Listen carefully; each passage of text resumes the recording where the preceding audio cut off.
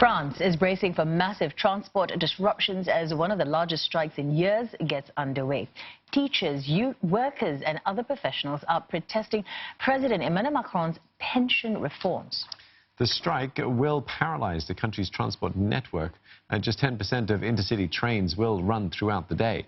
And in Paris, only 5 of the city metro's 16 lines will remain open. Air travel will be heavily affected as well, with some air traffic controllers taking part in the strike. Air France has announced that it would axe 30% of internal flights and 15% of short-haul international flights.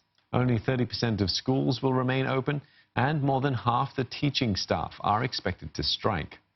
Some 6,000 security personnel will be deployed in Paris alone to cope with the strike. And for the latest, we're crossing to Elena Casas, and she is in Paris right now. Elena, explain to us, why are the unions so against the pension reforms? So what's interesting here is that the government still hasn't announced any detail of its pension reform. But what we do know is that they want to create one system of pensions for everybody here in France, whereas at the moment there are 42 different ones depending on people's professions. So some people, like train drivers who are striking today, as you were saying, can retire as early as 53 on a pension of €3,000 a month on average, when the general retirement age is 62. Now the government says that by creating one plan for everyone, it will be made fairer for people like freelancers, the self-employed and women who've taken time out to have children.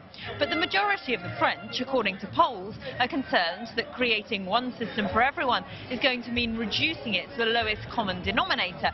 And so even those who aren't part of some of these more privileged professions, like the train drivers, are still saying that they support the strike because they're concerned about everyone losing rights and being asked to work longer, even though the government hasn't actually said that it plans to get everyone to work longer.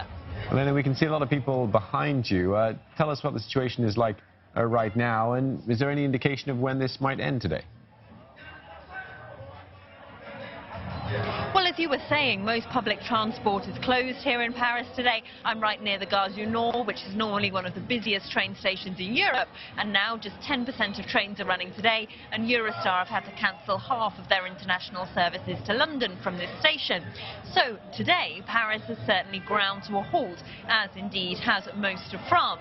The test, though, for the unions who are out campaigning is how much longer they can get this strike to go on. The railway unions say they're going to keep walking out until Christmas or until the government backs down. The government says that it won't be backing down, so we've got a standoff really, and it remains to be seen how long that's going to go on for.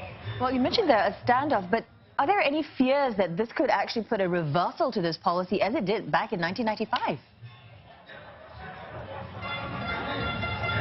Well, there's certainly concerns that the strike could go on almost for a very long time indeed. The last time a strike here in France was this well followed, it was back in 1995. That was also about pensions, and the government of the time was forced to back down. Every president since has also tried to reform France's generous pension scheme, and they've all been defeated in the face of street protests.